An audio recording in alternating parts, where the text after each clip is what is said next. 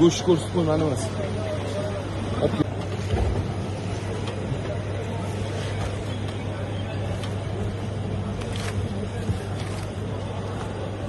Assalomu alaykum hurmatli obunachilar.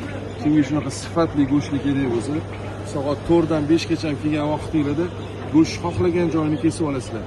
Xohlasanglar chetini, xohlasanglar burchagini. Hech kim bozorda bunaqa imkoniyat bermaydi. Go'shtlarimizning narxi 130 ming so'm bo'lyapti. Yaqindagi sirroshni uzatib qo'yasizlar. Xo'p. Keyin moshchiri masalasi bo'yicha e'tibor bermoqchi edim. Bizda moshchiri yangi 16 yilda yopilgan. Arendator bilan kelisha olmaganmiz. Yaqinligi sirrosh uzatib qo'yasizlar. Hozir arendator o'zi odam chaqirganimizdan keyin yurib ketgandan keyin o'zi ochibdi. Uni qilayotgan moshchirisiga biz javob bermaymiz. Biz o'zimiz qilgan payt javob berganmiz, biz yopilganmiz.